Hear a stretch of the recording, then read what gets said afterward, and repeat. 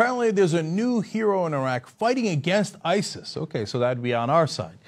He has basically a nickname that he goes by, Abu Azrael. Okay, that sounds interesting. What does that mean? Abu Azrael means the angel of death. Okay, fascinating. Well, part of the reason that he has become so popular is there's now all these Facebook posts, social media. I mean, it's fascinating how ISIS and the people fighting against ISIS in Iraq and Syria are all using social media. And they've got pictures of him walking around with things like hatchets and axes and even swords. Now, is there much he can do with a sword in the middle of Iraq? Not really. I mean, in a lot of the pictures, he also has automatic weapons on him. My guess is he's going to use that first. But nonetheless, people are like, oh, that looks cool. That looks badass, man. Look, he's got an axe. Well, I thought that we hated ISIS because they had machetes. Interesting. But nonetheless, Iraqis believe that they have found their Oberyn.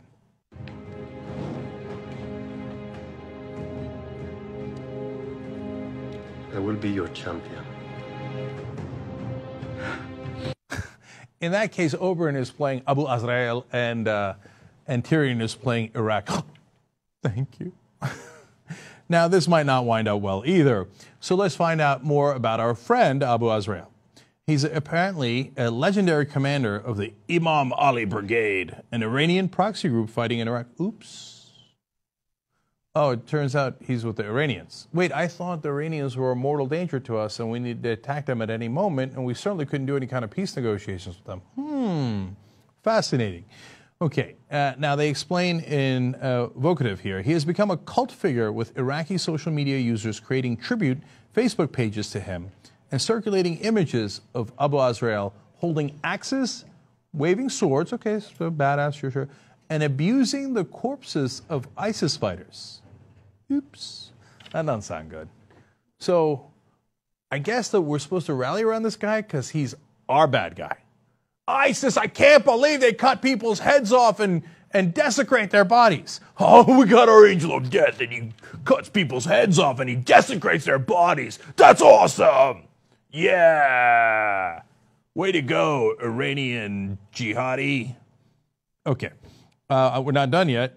Although his real identity remains unclear, local reports claim he's worked as a university lecturer.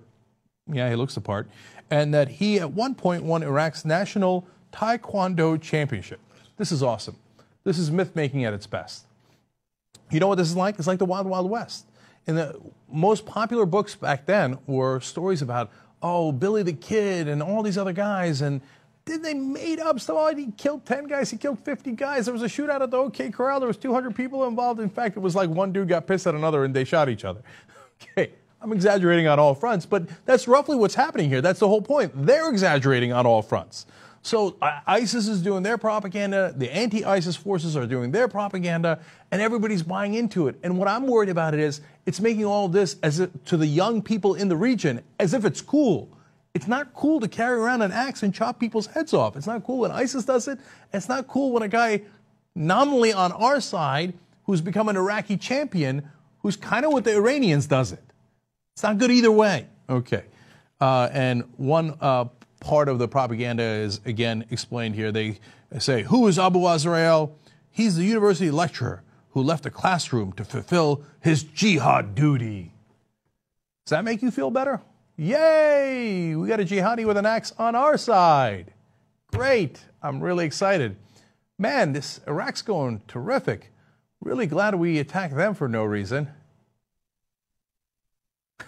Look at how bad it's gotten when, what is it now, 12 years after the invasion of Iraq.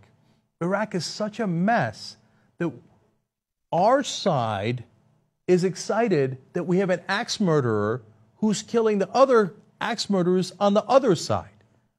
Boy, I mean, when Dick Cheney said that this would only take a couple of weeks and then we'd wrap up the war, boy, he was really nailed it on that one. He couldn't be more right.